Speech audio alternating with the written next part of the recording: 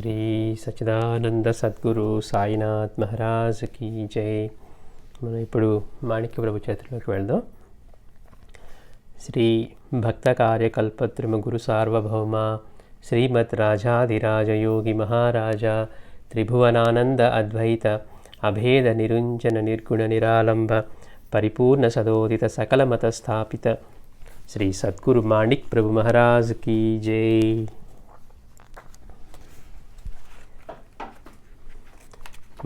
మనం గత వారంలో నృసింహ తాతయ్య వారి పెండ్లి, అంతకుముందేమో ఆయన యొక్క ఉపనయన కార్యక్రమానికి గణపతి ఎలా అన్ని ఏర్పాట్లు చేశారు, ఆ షావుకారు వచ్చి కావాల్సినవన్నీ ఇవ్వటం అవి చూసాం.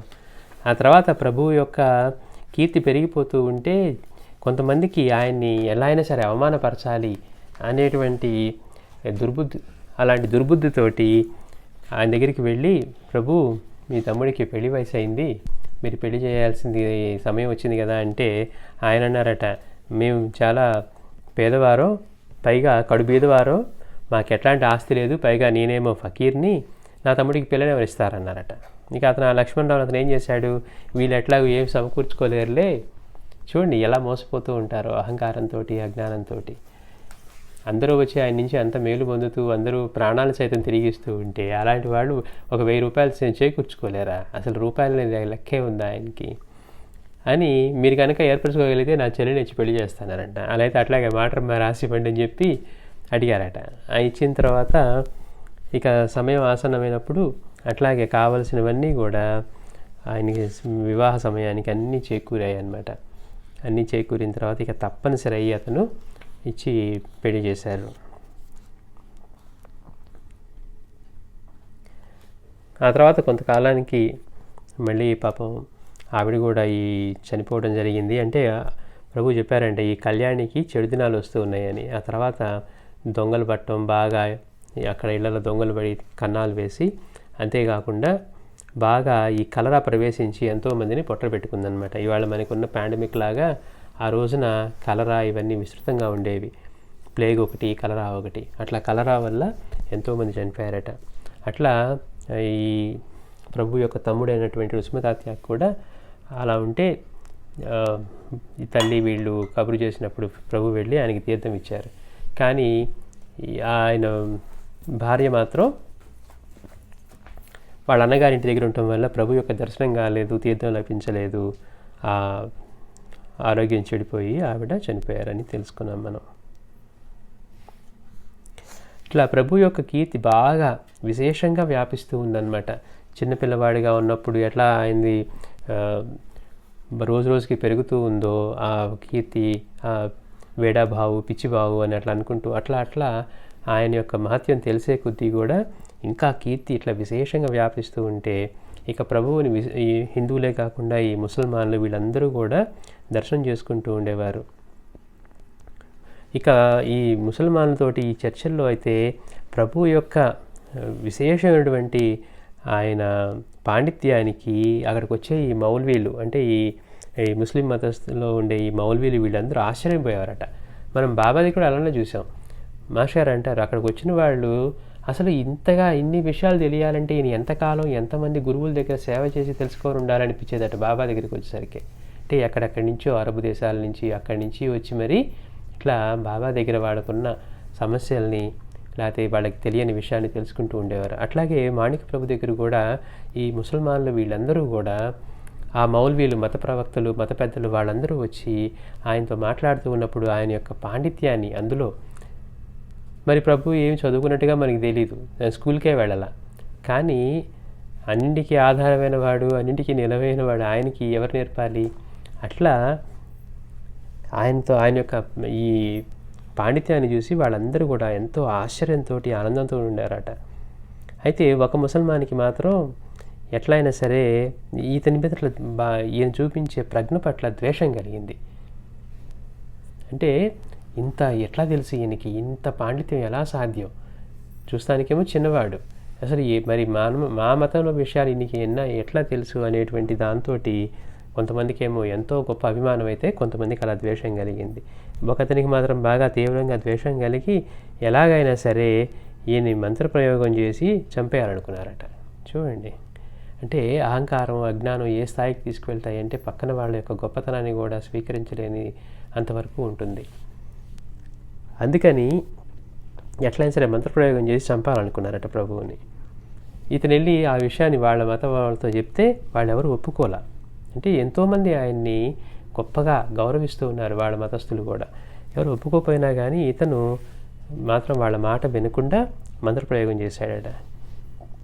మంత్రాలన్నీ ఎవరి ఆధీనంలో ఉంటాయో ఆ దత్తప్రభువుని వీళ్ళేం చేయగలుగుతారు?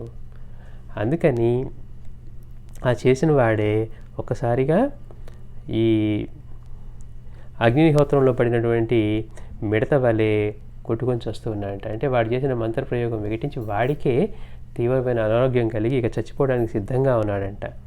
ఇంకా అంత జబ్బుగా ఉన్న అతను ఏం చేశారు వీళ్ళు, మళ్ళీ వాళ్ళని రక్షించేది ఆ ప్రభువే. అందుకని మళ్ళీ ఆ ప్రభువు దగ్గరికి తీసుకువెళ్ళి ప్రార్థన చేశారట.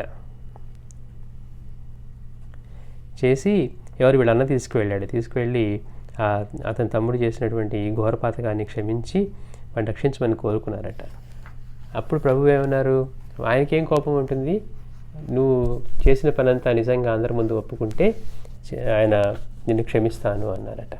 చూడండి, మనం ఇలాంటి అజ్ఞానం అంటే పక్కన వాళ్ళ విషయాన్ని స్వీకరించలేకపోవటం, అలాంటి ద్వేషం పెంచుకోవటం, ఇవన్నీ కూడా ఎంత ప్రమాదకరమో. ప్రభువుపై సైతం వాళ్ళు ఇలానే ఎంతోమంది మహాత్ముల దగ్గర చూసాం మనం.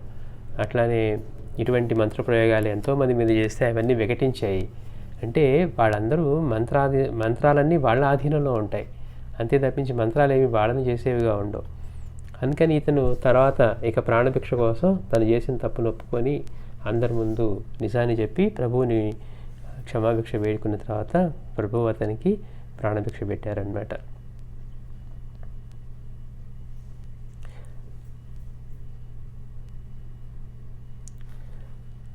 నీవు బాగును కోరుకునేట్లయితే కనుక ఇతరుల బాగును కూడా సదా కోరుకుంటూ ఉండు అని చెప్పి అక్కడి నుంచి ప్రభువు వెళ్ళిపోయారు అన్నారు. అట్లాగే కొంతకాలం తర్వాత ఈ బాలచంద్ర దీక్షితులు ఆయన కాలధర్మం చేశారు. ఎంతో అంటే మాణిక్య ప్రభు చిన్న బాలుడుగా ఉన్నప్పటి నుంచి ఆయన ప్రకటమైన దివ్య తేజస్సు ఇవన్నీ చూసి తర్వాత కలిగిన అనుభవాలతో సాక్షాత్తు అగ్నినారాయణుడే ఈయనగా నాకు, అంటే ఆయన అగ్నిహోత్రాన్ని నిరంతరం చేసేవారు కాబట్టి అగ్నినారాయణుడే నాకు ఈ రూపంలో దర్శనం ఇచ్చారా అని అంత గొప్పగా మడి ఆచారం ఏమీ లెక్క చేయకుండా ఎలా ఉన్నా కానీ ప్రభు ఇట్లాంటి చిన్న చిన్న పరీక్షలు పెడుతూ ఉన్నా కానీ ఆయన ఆచారాన్ని పక్కన పెట్టి ప్రభువుకి సేవ చేయటమే గొప్ప విషయంగా ఆయన చేసి అన్ని సేవలు ఆయనే చేసేవారనమాట. అట్లాంటి ఆయన మనం ప్రభు యొక్క కుటుంబంతో బంధురికం ఏర్పరచుకోవాలని చెప్పి తన కూతుర్ని ప్రభు అన్నగారికి హనుమదాదాకి ఇచ్చారు, కానీ ఆవిడ త్వరలోనే కాలం చేసేసారనమాట. అట్లా ఈయన కూడా ఇక కాలం చేసేసిన తర్వాత ఆయన భార్య జయమ్మ, ఈవిడికి కూడా అంటే ఆవిడ భర్త అంత ప్రేమగా చూశారు. అట్లాగే ప్రభు పట్ల ప్రేమ కలిగిన వాళ్ళు ఎవరు ఉంటారు, ఆయన బాలుడుగా ఉన్నప్పుడు కూడా. ఈవిడికి కూడా ప్రభు అంటే ఎంతో ప్రీతి అనమాట. ఇంకా ఎంతగా అంటే తన పుత్రుడితో సమానంగా చూసుకుంటూ ఉండేదట. అట్లా నృసింహతాత్య భార్య చనిపోయిన తర్వాత, ఇందాక మనం అనుకున్నాం కదా కలరా వచ్చి ఆవిడ చనిపోయిన తర్వాత, అంటే అతను కూడా చిన్నవాడే కనుక అతనికి ఇంకొక పెళ్లి చేస్తే బాగుండని చెప్పి ఆవిడకి తెలిసినటువంటి బంధువులైన ఒక కరణం, ఒక గ్రామానికి కరణంగా, కొరకేలు అనే గ్రామానికి కరణంగా ఉన్నటువంటి యశ్వంతరావు దగ్గరికి వెళ్ళి, ఈయనేమో హైదరాబాద్లో చేస్తూ ఉండేవారట, ఆయన ఉద్యోగం చేస్తూ ఉండేవారు. ఈయనకి ఈ యశ్వంతరావుకి 2 కుమార్తెలు ఉంటే ఇట్లా నృసింహతాత్య వారికి ఇచ్చి పెళ్లి చేస్తే బాగుంటుంది ఒక అమ్మాయిని అని అడిగినందుకు ఆయన ఒప్పుకొని తన పెద్ద కుమార్తెను మళ్ళీ నృసింహతాత్య వారికి ఇచ్చి 2వ వివాహం చేశారనమాట. అప్పుడు ఇంకా దీనికి గమ్మత్తు, మరి ముందు పెళ్ళికి అన్నీ ఎవరో కూడా చేశారు కదా, ఈ పెళ్ళికి ఎవరు చేశారు అంటే ఏకంగా ఆ కళ్యాణి నగరాన్ని ఏలేటువంటి ఆ నవాబ్ ఎవరైతే ఉన్నారో అతనే పెళ్ళికి కావాల్సిన సామాగ్రి అన్నీ ఏర్పరిచి స్వయంగా ఆయనే పెళ్ళికి వచ్చి అక్కడ అంతా చూసుకున్నారట. అతి వైభవంగా ఈ వివాహం జరిగింది. ప్రభు ఇంట్లో మంగళకార్యం అంటే ఆ నగరం అంతటికీ కూడా మంగళకార్యంగా పరిగణించింది అంటున్నారు. అట్లా మనం ఈ నృసింహతాత్య వారి పెళ్లి గురించి తర్వాత అంటే ఆయనకి 2వసారి పెళ్లి కూడా మళ్ళీ ఇలా జరగటం చూసాం. ప్రభువు ఎక్కడికి వెళ్ళినా కానీ, అది ఎంత నిర్జన ప్రదేశమైనా కానీ ఆయన వెళ్ళి అలా ప్రకటమయ్యారంటే, మనం ఆ మంటల గ్రామం దగ్గర ఇప్పుడు అమృతకుండం గురించి చెప్పుకున్నాం మనం. ఆ అమృతకుండం కూడా ఏమీ లేదు అక్కడ, ఒక చిన్న శివాలయము అట్లా అవి ఉన్నాయి. అలాంటిది అది ఎంతో గొప్పగా నిత్యశ్రీ నిత్యమంగళంగా, అంటే ఎక్కడెక్కడి నుంచో వచ్చి ఆయన ఆరాధించి ప్రభువుకి నివేదనలు, సమర్పణలు, పూలు ఇవన్నీ తెచ్చి అదొక బుట్టల తీర్థంగా చేశారని చెప్పుకున్నాం. రాత్రిపూట ఉండటానికి అక్కడ ఏ సౌకర్యం లేకపోయినా కానీ ఆయన్ని విడిచి వెళ్ళలేక అక్కడే ఉన్న వాళ్ళకి రాత్రి దీపాలు కూడా వెలిగించడానికి నూనె లేదనుకుంటే ఎవరో కుండలతోటి నెయ్యి తీసుకొచ్చి ప్రభువుకు సమర్పించేవారట. అది ఈరోజు నెయ్యితోనే దీపాలు వెలిగిద్దామని. అంటే ఆయన ఎక్కడికి వెళ్తే అది ఎంత నిర్జనమైన ప్రదేశమైనా కానీ అక్కడ ఆయన ఎక్కడ కాలు పెడితే అక్కడ నిత్యశ్రీ నిత్యమంగళంగా ఉండేదన్నమాట. అంటే అంతమంది రావటం, అన్ని అక్కడక్కడే దుకాణాలు ఏర్పడతాం. ఇప్పుడు ఒక ఆయన వచ్చి ఉన్నారంటే జనాలు వస్తారు, జనాలకి అవసరాలకి దుకాణాలు. అట్లా నిర్జనమైన ప్రదేశం కూడా ఒక గొప్ప నగరంగా, అంటే ఒక మహా పట్టణంలాగా అయిపోయేదట. అట్లా ఉండేది.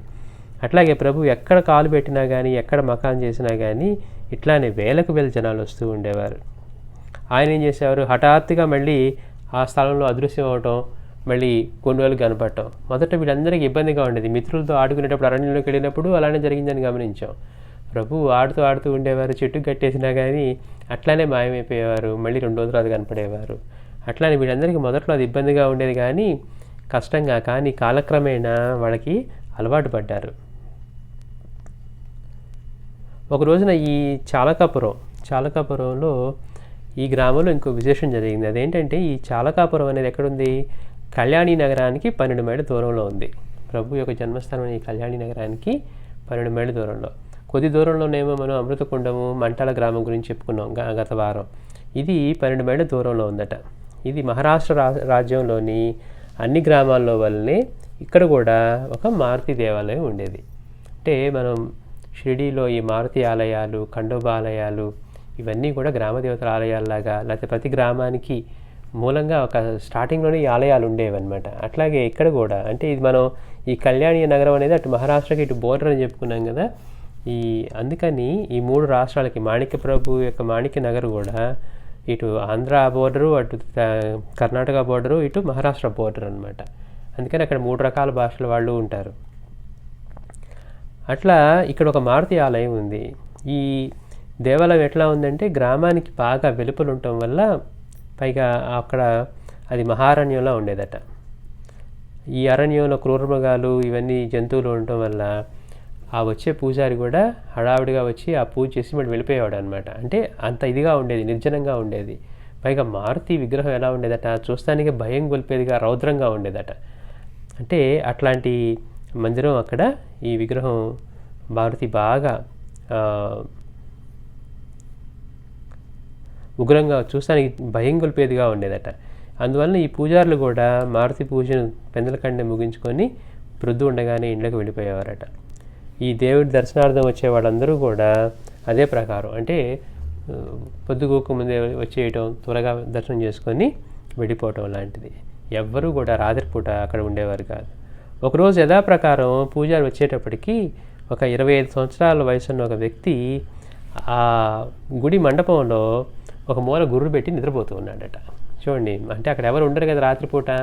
మళ్ళీ ఇతను పొద్దున్నే వచ్చాడు పూజ చేసుకోవడానికి. ఆ పూజారి వచ్చేసరికి ఆ గుడి మంటపంలో ఒక మూలన ఒక యువకుడు, 25 ఏళ్ల వయసున్న యువకుడు గుర్రు పెట్టి నిద్రపోతూ ఉన్నాడట. గుడి తలుపులు తెరవగానే మారుతి విగ్రహం నెత్తి మీద ఒక గుడ్డ మూట కనపడిందంట ఆయనకి.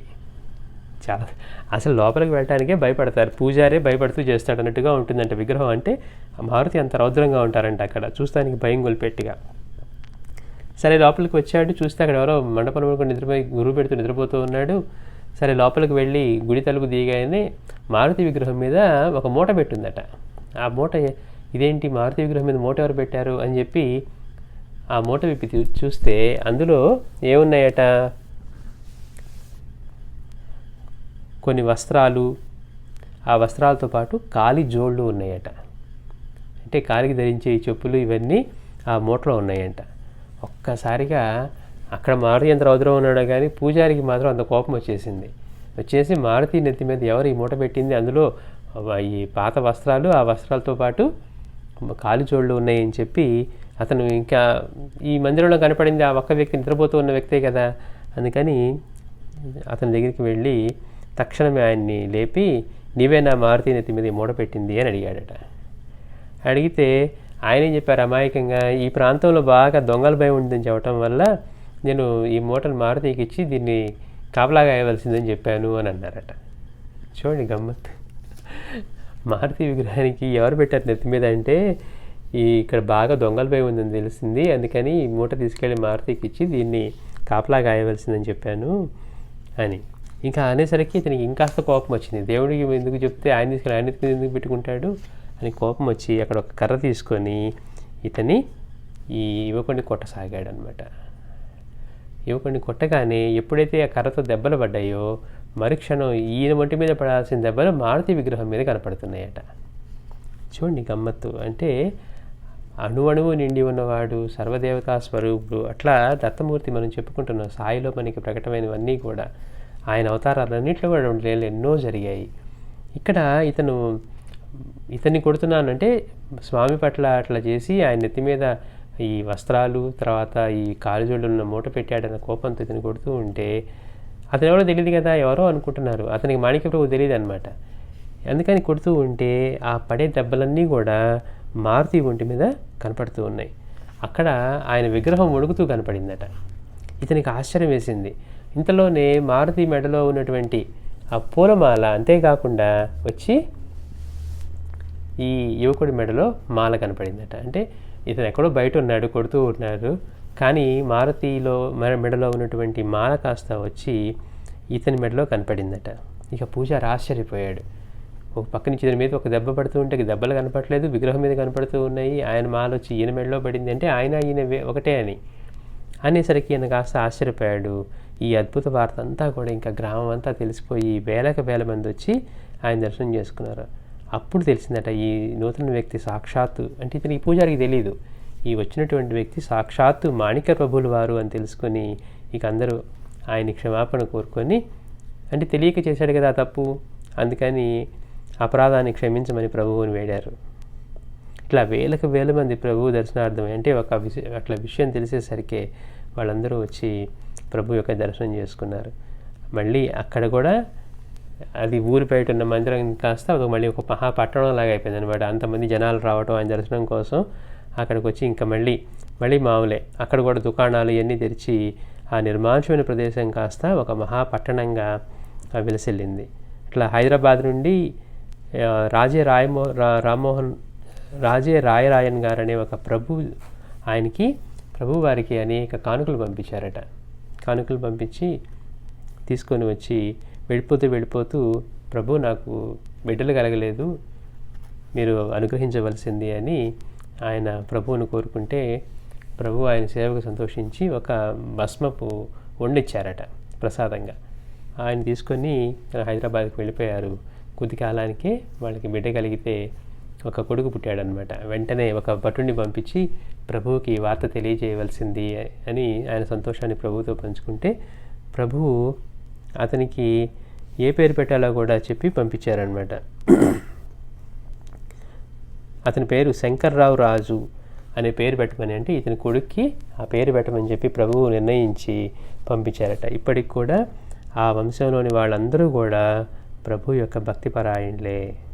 ఇట్లా ప్రభువుల వారు ఈ చాలకాపుర నివాసిగా ఉన్న కాలంలో ఆయన ప్రభు ఏం చేశారు, మారుతి మీద ఒక భజన స్తోత్రాన్ని చేశారట. అది ఈ రోజుకి ప్రభువుల వారి దేవాలయంలో శనివారం భజనగా చేస్తారు. అంటే ప్రభువు ఎక్కడెక్కడ ఏ దేవతల్ని మీద స్తోత్రాలు చేశారో ఆ స్తోత్రాలని ఇప్పుడు మాణిక్యనగర్లో ప్రభువు యొక్క సమక్షంలో శనివారం రోజు అప్పుడు స్వామి మాణిక్య ప్రభు పాడినటువంటి ఆ భజన స్తోత్రాన్ని, మారుతి మీద చేసిన భజన స్తోత్రాన్ని మాణిక్యనగర్లో శనివారం రోజు ప్రభు యొక్క సన్నిధిలో ఆ భజన చేస్తారనమాట. అట్లా ఎంత అద్భుతమో చూడండి. హనుమంతుడికి ఆయనకి భేదమే లేదు, ఈయన ఒకటి ఆయన అనుభవాన్ని ఎలా ఇచ్చారంటే అట్లా అక్కడి నుంచి మళ్ళీ ఆయన మైలార్కి బయలుదేరారు. ఇక ప్రభు ఇక్కడ ఉండడం తెలుసుకొని మళ్ళీ తల్లిగారు భయాదేవి, ఈ నృసింహతాత్య వీళ్ళందరూ వచ్చి చాలకపురంలో కలుసుకున్నారు ప్రభువుని. మళ్ళీ అక్కడి నుంచి ప్రభు మైలారు వెళ్ళారనమాట. ఇక ప్రభు ఏం చేస్తూ ఉన్నారు, అక్కడ చుట్టుపక్కల ఉన్న క్షేత్రాలన్నీ సందర్శనం చేస్తూ మనం అమృతకుండం గురించి చెప్పుకున్నాం, అట్లాగే మంట్యాల గ్రామం గురించి చెప్పుకున్నాం, ఇప్పుడు చాలకాపురం, ఆ తర్వాత మైలారు. ఈ మైలారు బాగా ఎంతో ప్రాచీనమైనటువంటి పుణ్యక్షేత్రం అట. అక్కడ 108 తీర్థకుండాలు ఉన్నవి. మనకి ఎన్నో గొప్ప గొప్ప క్షేత్రాలు ఉన్నాయి, మనకి ఇవన్నీ తెలియవు. ఇట్లా ఈ మైలారులో కూడా ఎన్నో గొప్ప క్షేత్రాలు 108 తీర్థాలు ఉన్నాయంట. ఇప్పుడు మనకి ఎట్లా అయితే అరుణాచలంలో కూడా అసలు అక్కడ లేని క్షేత్రమే లేదంటారు, అట్లా అక్కడ లేని తీర్థమే లేదంటారు. అంటే అన్ని తీర్థాలు ఉన్నాయి అక్కడ. బ్రహ్మతీర్థం అని, అమ్మవారి తీర్థం అని, స్వామివారి తీర్థం అని, కుబేరుడిదని, ఇట్లా అసలు చెప్పలేరన్ని తీర్థాలు ఉన్నాయి. అట్లానే మనకి గాణగాపూర్లో ఇలా ఉన్నట్టుగా మనం చూసాం. ఇక్కడ కూడా 108 తీర్థాలు ఉన్నాయట, తీర్థకుండాలు ఉన్నాయి. ఇక్కడ అందరిలోకి కూడా పెద్ద దేవుడు ఎవరంటే ఖండోబా. ఖండోబా అంటే శివుని యొక్క అవతారం. అట్లా పూజిస్తూ ఉంటారు మహారాష్ట్రలో కానీ ఇవన్నీ బోర్ రావటం వల్ల. ఈ ఖండోబా తీర్థం జరిగే రోజునే ప్రభువుల వారు అక్కడికి వచ్చారట.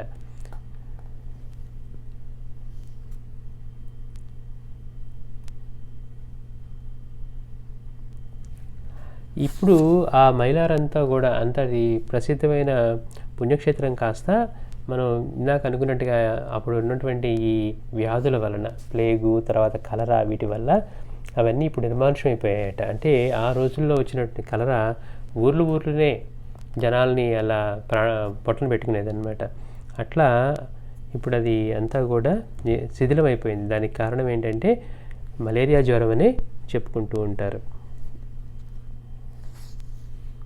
ఇక్కడ ప్రభు ఖండోబా దేవుణ్ణి పూజించి ఎన్నో విలువైన కానుకలను ఇచ్చారట. ఇక ఆ రోజు ఆయన ఖండోబా తీర్థం రోజు వచ్చారు కనుక ఇక జనాలు విపరీతంగా వచ్చి అక్కడ కూడా మళ్ళీ నిత్యశ్రీ నిత్యమంగళంగా ఉండేది. అంటే ప్రభువు ఎక్కడుంటే అక్కడికి భక్తులు అనేక మంది, వేల భక్తులు వచ్చేవారు. ఆయనకు వచ్చే భక్తుల అవసరాల కోసం చుట్టుపక్కల దుకాణాలు వెలిసేవి, అక్కడ ఉండడానికి అవసరమైన ఏర్పాట్లు చేసేవాళ్ళు. అప్పటిదాకా నిర్జనంగా ఉన్న ప్రదేశం కాస్త ఒక్కసారి ఎంతో బిజీ క్షేత్రంలాగా అయిపోయేదన్నమాట. ఇక వచ్చిన వారందరూ కూడా వాళ్ళకున్న కష్టాలు, కోరికలు చెప్పుకొని ప్రభువు నుంచి అటువంటి అనుగ్రహాన్ని పొంది మళ్ళీ వాళ్ళు మొక్కులు చెల్లించుకోవడం, ముడుపులు చెల్లించుకోవడం కోసం వస్తూ ఉండేవారు. అంటే ప్రభు యొక్క చేతి నుంచి ప్రసాదం తీసుకోకుండా అక్కడి నుంచి వెళ్ళిన వాళ్ళు ఒక్కళ్ళు కూడా ఉండరు అనమాట. అట్లా అందరూ కూడా ఆయన్ని దర్శనం చేసుకుంటూ ఉండేవారనమాట. అలా ఉండగా ఒక 25 సంవత్సరాలు కలిగిన ఈ మైలారులో ప్రభు ఉండగానే 25 సంవత్సరాల వయసున్న ఒక వంటి నిండా కూడా బాగా విలువైన ఆభరణాలను ధరించిన ఒక వైశ్య వితంతువు ఒకరోజు ప్రభు దర్శనార్థం వచ్చారట. ఆవిడ ఎట్లా ఉన్నారు అంటే చిన్న వయసులోనే ఉన్నారు, ఒంటి నిండానేమో నగలు ధరించి, పైగా ఒక వైశ్య వితంతువు ఆవిడ. వెళ్ళి ఒక మూలను నుంచొని అట్లా ప్రభువుని చూస్తూ కన్ను రెప్ప కూడా వేయకుండా ప్రభు వైపే చూస్తూ ఉన్నారట. చూసేవాడికి ఎలా ఉంటుంది, ఆవిడేమో చిన్న ఆవిడ, ఏంటి ప్రభువుని అట్లానే ఆవిడ అక్కడి నుంచి చూస్తూ ఉంది అని చెప్పి ఆయన యొక్క స్వరూపను తనివి తీరా చూసి ఆనందిస్తూ ఉంది. మిగిలిన వాళ్ళకేమో అర్థం కావట్లేదు. అందరూ వెళ్ళి మీరు కూడా వెళ్ళి ప్రసాదం తీసుకోండి అని చెప్పి ఆవిడకి చెప్తూ ఉన్నారు. ఆవిడ మాత్రం అందరూ అయిపోయే వరకు కదలకుండా అలానే నుంచొని ఆ ప్రభువుని చూస్తూ అప్పటికి అడిగారంటే, ఏంటి ఇట్లా నిలబడి ఉంటావు, వెళ్ళి వచ్చింది దేనికి, ప్రసాదం తీసుకొని వెళ్ళమని. అప్పుడు ఆవిడకి ఒక్కసారిగా మళ్ళీ అప్పుడు దాకా అసలు ఆయన చూస్తూ ఏదో మైమర్చిపోయి అలానే తనివి తీరా చూస్తూ ఉంది. మళ్ళీ ఒక్కసారిగా స్మృతి వచ్చి ప్రభు దగ్గరికి వెళ్ళి ప్రసాదం తీసుకున్నారట. తీసుకున్నప్పుడు ప్రభు 2 ఖర్జూర పండ్లు ఇచ్చారు. ఇచ్చి కొన్ని పుష్పాలని, 2 ఖర్జూర పండ్లు, తర్వాత కొన్ని పుష్పాలను ప్రభు ప్రసాదంగా ఇచ్చారు. ప్రసాదం తీసుకొని కూడా ఆమెకు వెళ్ళడానికి ఏమాత్రం ఇష్టం లేక అక్కడే ఉన్నారట. అక్కడే ఉంటే ఇంటికి మాత్రం ఆవిడ పోకుండా అట్లానే ఆ చుట్టుపక్కల 2 రోజులు అలానే గడిపి మళ్ళీ ప్రభు వద్దకి ప్రసాదానికి మరలా వచ్చింది. అక్కడేంటి, ఒకసారి ప్రసాదం తీసుకుంటే వాళ్ళు వెళ్ళిపోతారు. కానీ ఈవిడేం చేసింది, ఆయన విడిచి వెళ్ళలేకుండా ఉంది. ఆయన చూస్తూ ఉంటే ఆవిడకి ఏం తెలియట్లేదు అనమాట. అలాంటి స్థితిలో ఉంది, మైమరిచిపోయి తన్మయత్వంలో ఉందన్నమాట. అలానే ఉండేసరికి మళ్ళీ 2 రోజులు ఆవిడ అంటే ఎక్కడి నుంచి వచ్చారో తెలియదు కదా, ఆవిడ ఇక్కడ మైలారు ఆవిడ కాదు. అట్లా మళ్ళీ ఆ 2 రోజులు ఆ చుట్టుపక్కల అక్కడక్కడే తిరిగి మళ్ళీ 2 రోజులు ప్రసాదానికి వచ్చి మళ్ళీ స్వామి దగ్గరికి వచ్చి నిలబడ్డారట. నిలబడితే వాళ్ళందరూ మీరు ప్రసాదం తీసుకొని వెళ్ళారు కదా, మళ్ళీ వచ్చారేంటి అని చెప్పి ఆవిడ్ని అడిగారు. అడిగితే నేను ఆయన పాదాలను విడిచి వెళ్ళలేను, ఆయన సన్నిధిని విడిచి వెళ్ళలేకుండా ఉన్నాను, మీ చరణాలను విడిచి నేను వెళ్ళలేనని చెప్తే ప్రభు అన్నారు, నేను బైరాగిని, నాకేమీ ఆస్తి లేదు, ఉండేటందుకు ఇల్లు లేదు, నాతో కూడా వచ్చిన అనేక కష్టాలు పాలవుదువు, పైగా నీ శరీరం అంతా కూడా విభూతి పూసుకోవాలి అని ప్రభు చెప్పారు. ఆవిడ వెళ్ళమంటే వెళ్ళకుండా, ప్రభు నేను మీ సన్నిధిని మీ చరణాలను విడిచి నేను వెళ్ళలేనంటే ఆయన మళ్ళీ, నేనేమో బైరాగిని, నాకు ఏ ఆస్తిపాస్తులు లేవు, ఉండటానికి ఇల్లు లేదు, నువ్వు నాతో వచ్చావంటే చాలా కష్టాలు పడతావు, పైగా నువ్వు నాతో ఉండాలంటే ఇట్లా నగలు ఇవన్నీ ధరించి ఉంటే కుదరదు, పైగా ఒంటి నిండా కూడా విభూతి పూసుకొని ఉండాలి అని చెప్పారట. ఆవిడ ఎలాంటి స్థితిలో ఉందంటే అని చెప్తున్నారు, ఆవిడ ప్రేమ కలుషరహితం, ఆమె భక్తి అచంచలం. చూడండి, మనకి తెలియనప్పుడు మనకి ఏమనిపిస్తుందంటే ఎందుకు ఇలాంటివి మళ్ళీ గుర్తు చేసుకుంటాం.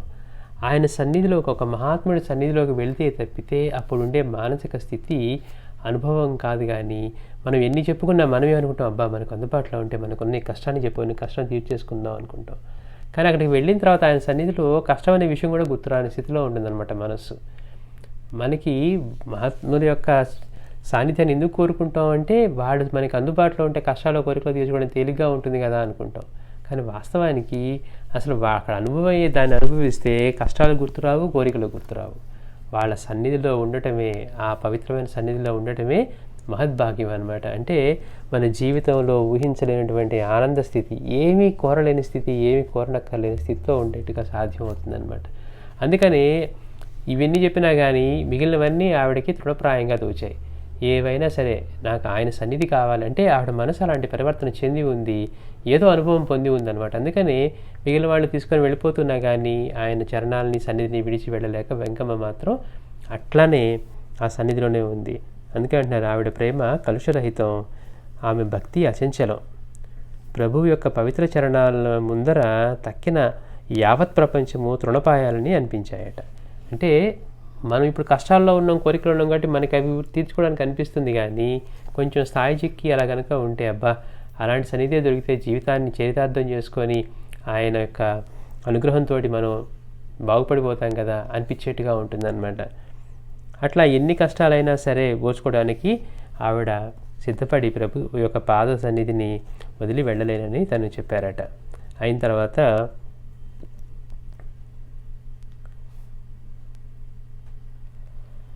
పైగా ఇంకేమంటున్నారు, నాకు నా ఊరేదో తెలియదు, నా తల్లిదండ్రులు ఎవరో తెలీదు, ప్రభు చరణాలే నాకు సర్వప్రపంచము. అంటే ఆవిడ అంతటి పరివర్తన వచ్చింది ప్రభుని చూడటంతో. అప్పుడు ఇక ప్రభు అన్నారు, నువ్వు మా వెంట రావాలంటే కనుక నీ ఒంటి మీద నగలు ఉండకూడదు, నీ ఇష్టం వచ్చిన వారికి అవి ఇచ్చేయచ్చు అని చెప్పారట. వెంటనే తక్షణం ఆవిడ ఏం చేసింది, నీకు ఇష్టమైన వాళ్ళు ఎవరుంటారు అక్కడ ప్రభు తప్పించి, ఆవిడ ఒంటి మీద ఉన్న నగలన్నీ తీసి ప్రభు యొక్క పాదాల దగ్గర పెట్టి, ప్రభు మీ ఇష్టం వచ్చినట్టు బేదలకు పంచిపెట్టండి అని ప్రభువునే కోరింది. అక్కడ ఉన్న వాళ్ళందరూ కూడా ఆవిడ యొక్క ఉదారమైన స్వభావానికి ఆశ్చర్యపోయారు. అంటే మరి ఒంటి మీద అన్ని నగలు తీసి ప్రభు యొక్క పాదాల దగ్గర పెట్టి, నాకు ఇవేం అక్కర్లేదు, మీ ఇష్టం వచ్చినట్టుగా మీరు పేదలకు పనిచేయండి అని చెప్పేసరికి వీళ్ళందరూ కూడా ఆశ్చర్యపోయారు. అప్పుడు ప్రభు వాళ్ళ అమ్మగారిని పిలిచి లోపలికి తీసుకెళ్ళమని చెప్పారట. అంటే చూడండి, ఎంతటి ప్రభువు పట్ల ఆవిడకున్న భక్తిని చూసి వాళ్ళ అమ్మగారే ఆశ్చర్యపోయారట. అంటే ఏవైనా ఇంకా అన్నీ వదులుకొని ఎలా ఉండటానికైనా సిద్ధంగా ఉందని. ఒకరోజు ఈవిడ వివస్త్రయ్యి స్నానం చేస్తూ ఉంటే ప్రభు దగ్గర నుంచి ఎట్టి పరిస్థితులు అయినా సరే, ఎట్లా ఉన్నా సరే, ఉన్న పడాన ఉన్నది ఉన్నట్లుగా తమ ఎదురుకు రావాలని ప్రభువు ఆజ్ఞాపించారనమాట. ఆవిడేమో స్నానం చేయటానికి సిద్ధమయ్యి, ఆవిడ వస్త్రవిహీనురాలయ్యి స్నానం చేయడానికి సిద్ధంగా ఉందట. స్నానం చేయడానికి సిద్ధంగా ఉంటే అప్పుడు ప్రభువు దగ్గర నుంచి ఆజ్ఞ వచ్చింది. ఎట్లా వచ్చింది, ఎట్టి పరిస్థితిలోనైనా ఉన్నా సరే ఉన్న మనిషి ఉన్నట్లుగా తమ ఎదుటికి రావాలి అని చెప్పి ప్రభువు ఆజ్ఞాపించారు. ఈషన్ మాత్రమైనా కూడా ప్రభువు ఆజ్ఞని ఉల్లంఘించకూడదని ఆమె విగత వస్త్రయ్య ఉండి నిండు సభలో ప్రభు వద్దకు వచ్చింది. చూడండి, మామూలుగా అసలు ఇలాంటి భక్తి సాధ్యమైద్దా అనిపిస్తుంది. అంటే ఆయన సన్నిధిలో ఈ దేహం, నగలు, లేకపోతే ఈ నగలు ఎన్ని చేయగలుగుతారు, కానీ దేహం మీద ఉండే ఇది, పైగా అందరి మధ్యలోకి అలా వెళ్ళటం, పైగా ఆవిడ పెద్ద ఆవిడ అంటే 25 ఏళ్ల వయసు ఉన్న ఆవిడ. అట్లా ప్రభు అంటే పరీక్ష ఎలా ఉంటుంది గురువు దగ్గర చూడండి గమ్మత్తు.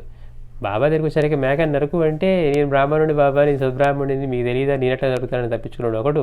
కత్తి ఇస్తే కత్తి మీరు ఇంకెందుకు అడిగారు అనుకున్నాను, కానీ మేక నెరడానికి కానీ వెనక్కి తెప్పించుకుంది రాధాబాయి. ఇట్లా ఎవరిని చూసినా కానీ పరీక్షల్లో నెగటివ్ దగ్గరికి వచ్చేసరికి ఈవిడికి పెట్టిన పరీక్ష సామాన్యమైంది కాదు. నువ్వు ఎలా ఉన్నా, ఏ స్థితిలో ఉన్నా అలా వచ్చాయన్నారట. ఆవిడ ఒక్క క్షణం కూడా ఆలోచించలేదట. ఎందుకని, అక్కడ ప్రభువు కనపడుతూ ఉన్నాడు. ఆవిడ వెంటనే ఎలా ఉన్నావిడ అలానే నిండు సభలో ఉన్న ప్రభువు వద్దకు వచ్చేసింది, వస్త్రం కూడా లేకుండా. ఆవిడ వెంట ఈ మాయాదేవి అంటే ప్రభు యొక్క అమ్మగారికి అప్పగించారు కదా, ఆవిడ కూడా ఆశ్చర్యపడి ఆవిడతో పాటు అంటే పరిగెట్టుకుంటూ వచ్చారనమాట. అప్పుడు ప్రభు ఏం చేశారు, తన పై మీద ఉన్నటువంటి వస్త్రాన్ని తీసి ప్రభువు ఆ మీదకి విసిరి దీన్ని ధరించవలసింది అని ఆజ్ఞాపించారు. ఆయన పెట్టిన పరీక్షలో ఆవిడ వేరే ఆలోచన లేకుండా నెగ్గిందనమాట. అప్పుడు ప్రభువు దీక్ష ఇస్తున్నారా, ఆవిడ అనుగ్రహించారా అన్నట్టుగా ఆయన మీద ఉన్న వస్త్రాన్ని తీసి ఆ వెంకమ్మ మీదకి విసిరారట, ఇది తీసి ధరించవలసిందని. ఇక ఒక్కసారి ఆ పవిత్ర వస్త్రాన్ని ధరించగానే ఆమెకు పునర్జన్మ ఎత్తినట్లుగా అయింది. మరి ఆయన నుంచి అంతటి అనుగ్రహం, పెట్టిన పరీక్షలో నెగ్గాక అటువంటి దత్తస్వామి పెట్టే పరీక్షలో నెగ్గితే ఇంకేమన్నా ఉందా? ఆవిడ నెగ్గింది, వేరే ఆలోచన చేయలా. ఇంకా పైగా ప్రభు దగ్గరికే కాదు, ఇంకా సభలో ఎవరో ఉంటారో అని తెలిసినా కానీ ఆవిడ వేరే ఆలోచన చేయకుండా ప్రభువు పిలుపు రాగానే ఎలా ఉన్నది అలా వెళ్తే ఆవిడతో పాటు వెంకమ్మతో పాటు ప్రభు యొక్క తల్లి కూడా తోడు వచ్చిందట ఆశ్చర్యంతో. అంటే ఆల్రెడీ ప్రభువు పట్ల ఉన్న భక్తిగా ఆవిడ ఆశ్చర్యపోతూ ఉంది. ఎన్ని నగలను తీసుకెళ్ళి ఆయన పాదాలు పెట్టి అన్నీ పనిచేసేయమన్నది. తర్వాత ఇంకా నాకు ఇల్లు వాకిలి లేదు, ప్రభువే నాకు సర్వస్వము అని చెప్పి, నాకు తల్లిదండ్రులు లేరు, ఇంకెవరూ లేరు ఈ ప్రపంచంలో అని. అలా ఆవిడ దృఢమైన విశ్వాసానికి భక్తికి ఆవిడ ఆశ్చర్యపోతూ ఉంటే ఇప్పుడు చేసిన చర్యకి ఇంకాస్త ఆశ్చర్యచకితురాలైంది. కానీ ప్రభు సభలోకి రాగానే ఆయన మీద ఉన్నటువంటి ఆ మహారాజు ఏం చేశాడు, ఆయన మీద ఉన్న వస్త్రాన్ని తీసి ఆ వెంకమ్మకిచ్చి అది ధరించమన్నారట. ఒక్కసారిగా అది తాకి ఆ వస్త్రాన్ని ధరించగానే ఆవిడికి మళ్ళీ పునర్జన్మ ఎత్తినట్లయిపోయింది, సర్వపాపక్షయమైపోయింది. ఇంకా ఆ రోజు నుంచి ఆమె శ్వేత వస్త్రాన్ని మాత్రమే, తెల్లని వస్త్రాన్ని మాత్రమే ధరిస్తూ భస్మధారణ చేయసాగింది. ఇక ప్రభు నామస్మరణ చేస్తూ ఈ రుద్రాక్షమాలని చేతిలో ఉంచుకొని ఎప్పుడు ఆ ప్రభునామంతో రుద్రాక్షమాలని తిప్పుతూ జపం చేస్తూ ఉండేవారట. ఈమె యొక్క నిర్మల హృదయమే ప్రభు కటాక్షాన్ని సంపాదించగలిగింది. మనం చెప్పుకున్నట్టు ఈవిడ పేరు వెంకమ్మ. అంటే ఇప్పటి వరకు ఆవిడకి తెలియదు అనమాట. అంటే ఎవరో వచ్చారు, ప్రభు దగ్గర నుంచి వెళ్ళలేకపోతూ ఉన్నారు, ఇలా అనుకుంటూ ఉన్నారు. కానీ ఈ వెంకమ్మ తండ్రి బాగా గొప్ప వర్తకుడు, బాగా ధనవంతుడు, పైగా ఈశ్వర భక్తుడు. అయితే ఆ కాలంలో పిల్లలకి చిన్న వయసులోనే పెళ్లి చేసేవారు కాబట్టి ఈ వెంకమ్మకు కూడా బాల్య దశలోనే ఆవిడకి వివాహాన్ని చేశారు. అయితే భర్త కొద్ది కాలంలో చనిపోవడం వలన ఇక ఈ పారమార్థిక చింతతోనే కాలం గడుపుతూ ఉన్నారు ఈవిడ. అయితే వీడు బాగా డబ్బున్న వాళ్ళు అవటం ఇవన్నీ చూసి ఈశ్వర భక్తులు అవటం కదా, అందుకని ఒక మాయగాడు ఏం చేశాడు, ఈ రోజుల్లో కాదు ఆ రోజుల్లో కూడా ఉన్నారు, మిమ్మల్ని బొందిలో ప్రాణం ఉండగానే మిమ్మల్ని కైలాసానికి తీసుకుపోతానని చెప్పి ఒక రుద్రకొండం దగ్గరికి తీసుకెళ్ళి మీరు అందులో దూకండి అన్నారట. పాపం వాళ్ళు నిజమే అని నమ్మారు. అందుకే మోసపోతే ఇంక మనం ఎంత తేలిగ్గా ఉంటుందో మోసగింపబడేవాడి చేతిలో ఉంటే. వెళ్ళి అట్లాగే చేస్తే వాళ్ళందరూ చనిపోయారు, కానీ ఈవెంట్ మాత్రం ఎవరో వచ్చి టక్కని రక్షించి బయట పెట్టారట. ఆవిడకి అప్పటి నుంచి కూడా ఇక స్మృతి అంతా పోయిందట, తల్లిదండ్రులు మర్చిపోయింది, ఊరు మర్చిపోయింది. ఒక్క ఆవిడని రక్షించిన వ్యక్తి ఆయన యొక్క ఇవి మాత్రమే గుర్తున్నాయట. కానీ ఆయన ఈవెన్ని ఒడ్డును పడేసి రక్షించేసి వెళ్ళిపోయారు. ఇంకా అప్పటి నుంచి ఆయన్ని వెతుకుతూ తిరుగుతూ తిరుగుతూ తిరుగుతూ తిరుగుతూ ఇక్కడికి ఈ మైలార్కు వచ్చింది. వచ్చినప్పుడు ప్రభువుని చూడగానే అప్పుడు తను రక్షించింది ఆయనే అని గుర్తించి ఆ తన్మయత్వంలోనే చూస్తూ జనాలందరూ ప్రసాదం తీసుకొని వెళ్తూ ఉన్నా కానీ వెళ్ళి ఒక మూల కూర్చొని ప్రభువునే కన్నార్పకుండా చూస్తూ ఉందన్నమాట. అంటే తనకి ప్రాణభిక్ష పెట్టి తనను రక్షించింది ఈయనే అని ఎప్పుడైతే తను గుర్తించిందో ఇంకా అట్లానే ఉంది. అప్పుడు తర్వాత మళ్ళీ వెళ్ళి ఆ ప్రసాదం తీసుకొని అప్పుడు తన పుట్టుకని, తన తల్లిదండ్రులని, తన స్వగ్రామాన్ని పూర్తిగా మర్చిపోయి చివరికి ప్రభువు యొక్క దర్శనానికి వచ్చినప్పుడు పిచ్చిదాని వలె, ఆ ప్రభు దర్శనానికి రావడానికి ముందు వరకు పిచ్చిదాని వల్ల దేశం అంతా తిరుగుతూ ఉందట ఆయన కోసం. ప్రభు దర్శనం కాగానే తను రక్షించింది ఆయనే అని గుర్తించింది. పోయిన ధనమంతా తిరిగి దొరికినట్లు ఆనందించింది. మనం చూడండి, ఏదైనా ఒక పోయి వస్తువు, మన ధనం ఏదైనా కనుక పెద్దది పోయి దొరికితే ఎలా సంతోషపడతాం, అలా ప్రభువు దర్శనం దొరకగానే ఆవిడ అంతా ఆనందించిందట. అంటే ప్రభువు పట్ల ఆవిడ చూడండి ఎన్ని జన్మల నుంచి ఆయన రక్షిస్తూ ఉన్నారో. ఇంట్లో వాళ్ళందరి ప్రాణం పోయినా కానీ ఈయన అక్కడికి వెళ్ళి ఆవిడని రక్షించి మళ్ళీ తర్వాత తన దగ్గరికి తీసుకొచ్చి అనుగ్రహించారు.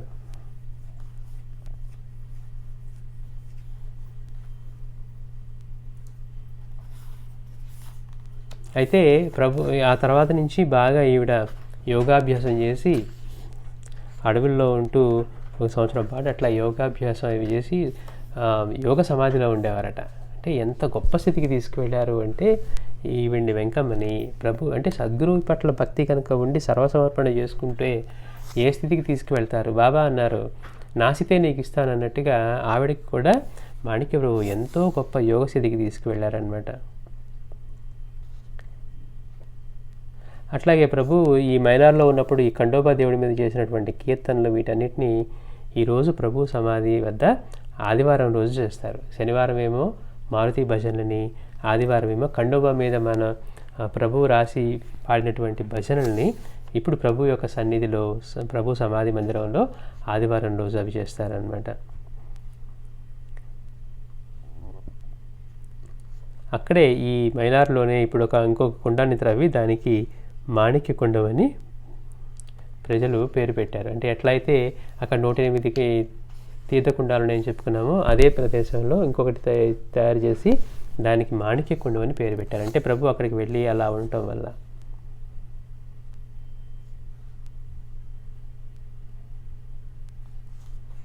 అట్లాగే ప్రభు అక్కడి నుంచి మళ్ళీ బాల్కి వెళ్ళారు. ఈ మైలాడ్ తర్వాత నుంచి అంటే ఆయన తిరుగుతూ మళ్ళీ బాల్కి. ఈ బాల్కి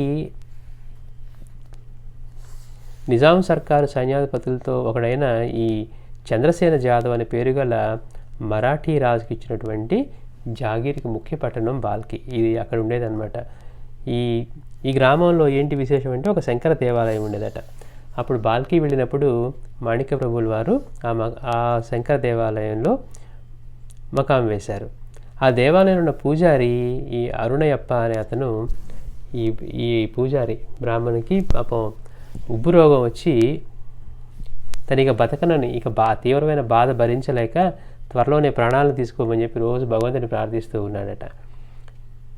అప్పుడు ప్రభు ఆ మందిరంకి వెళ్ళి ఆ మందిరంలో బస చేసినప్పుడు అతను పూజారి వెళ్ళి తొందరగా నాకు విముక్తి కలిగించండి, ఈ బాధ భరించలేకున్నాను అంటే ప్రభు అన్నారట, నువ్వు చనిపోతే శంకరునికి పూజ ఎలా చేస్తావు, అందుకని నేను నిన్ను రక్షిస్తానని చెప్పి ప్రభు ఏం చేశారంటే నువ్వు పెరుగులో అటుకులు వేసి కొంచెం తిరలు కలిపి, అంటే తిరలు నువ్వులే కదా, తిరలు కలిపి నువ్వు రోజు కొన్ని రోజులు తీసుకుంటే కనుక నీ జబ్బు నివారణ అవుతుంది అని ప్రభు చెప్పారట.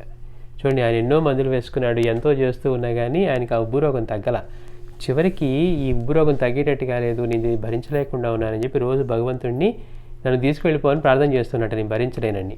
కానీ అతని అదృష్టం కొద్దీ మాణిక్య ప్రభువుల వారు ఆ దేవాలయానికి వచ్చినప్పుడు ప్రభు దగ్గరికి వెళ్ళి, ప్రభు నేను భరించలేకుండా ఉన్నాను, నన్ను తీసుకెళ్ళిపోండి అంటే, నువ్వు వెళ్ళిపోతే శంకరుడికి పూజ ఎవరు చేస్తారు, కనుక నీకు నయం చేస్తాను అని చెప్పి నువ్వు రోజు పెరుగులో అటుకులు వేసి కొన్ని తిరలు కలిపి కొన్ని రోజులు తిను, అది కాస్త నీకు నయమవుతుంది అని చెప్పారట. అంటే ఇందులో ప్రభు యొక్క సంకల్పమే, రక్షించడం ఆయన అనుగ్రహమే. అట్లాగే అతను 2 రోజులు చేసేసరికి చాలా తగ్గినట్టుగా అనిపించిందట. ఇంకొన్ని రోజులకి అతనికి అది పూర్తిగా ఆ వ్యాధి నయమైపోయింది.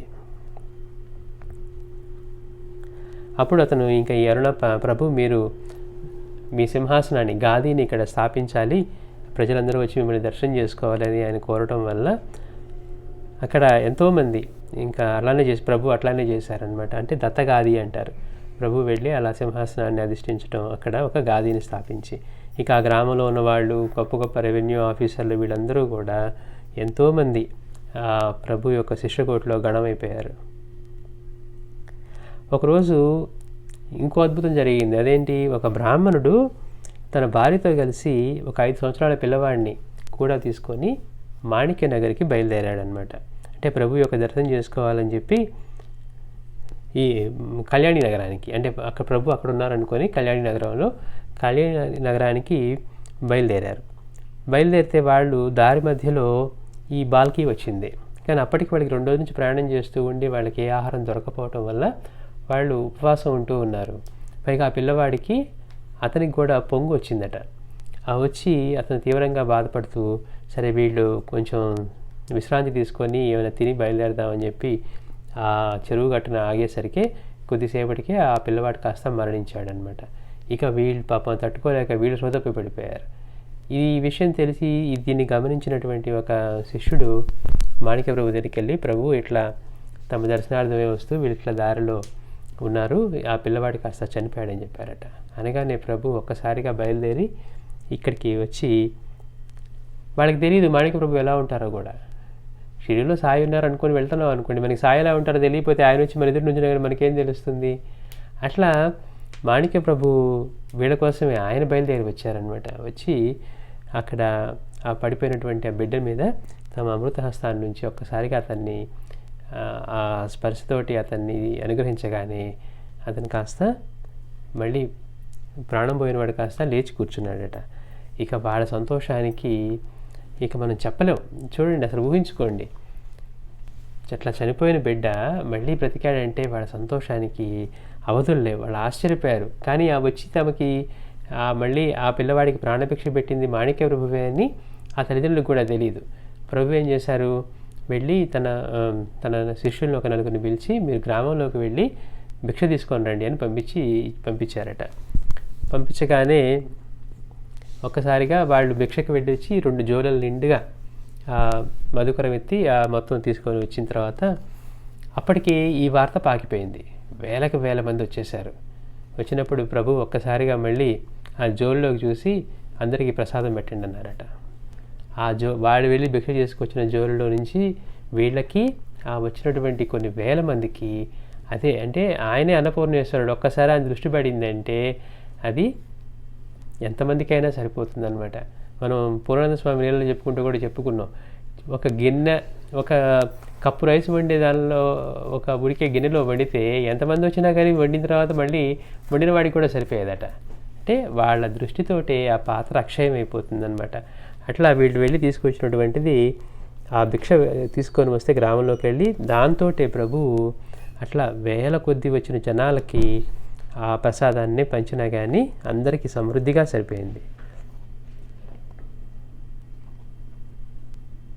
అప్పుడు వచ్చినటువంటి బ్రాహ్మణుడికి తెలిసిందనమాట, స్వయంగా ప్రభువులే తమ కోసం వచ్చి తమ అనుగ్రహించారు, వచ్చిన వారే మాణిక్య ప్రభువు అని తెలిసి వాళ్ళు ఎంతో సంతోషించారు.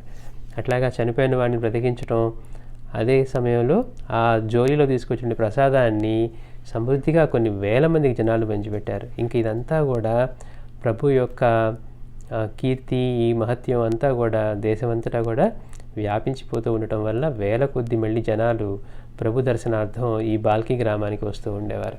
మళ్ళీ షరామాములే, అంటే ఎక్కడ ఆయన ఉంటే ఒక మహావృక్షం చుట్టూ అన్నీ ఉన్నట్టుగా అట్లా మళ్ళీ కోలాహలంగా నిత్యశ్రీ నిత్య మంగళంగా ఈ జనాలందరూ రావడం, మళ్ళీ ఎక్కడెక్కడి నుంచో గ్రామాల నుంచి ఇవన్నీ ఇట్లాంటి లీలలు వినడం, ఇవన్నీ చేయటం వల్ల మళ్ళీ ఆయన ఎక్కడ అడుగు పెడితే అక్కడ అలా ఎంతో మంగళకరంగా ఉంటూ ఉండేది. మళ్ళీ స్వామివారిని చూడటానికి తల్లి వీళ్ళందరూ తెలుసుకొని, తాత్య వీళ్ళందరూ ఇక్కడ ప్రభు బాల్కీ వచ్చారని తెలిసి మళ్ళీ బాల్కీకి వచ్చి ప్రభువుని దర్శించుకున్నారనమాట.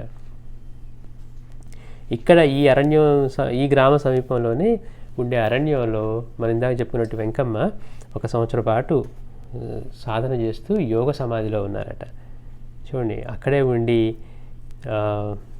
శీతతాపాలకు వచ్చి అరిషడ్వర్గాలని జయించి ఆవిడ గొప్ప యోగ సాధనలో గొప్ప స్థితికి వెళ్ళారు.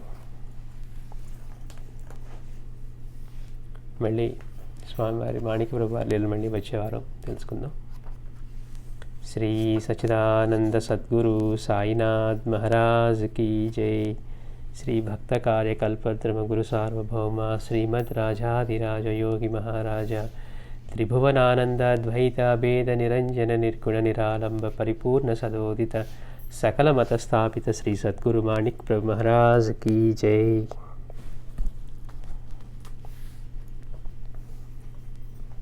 ఇప్పుడు భజన చేద్దాం.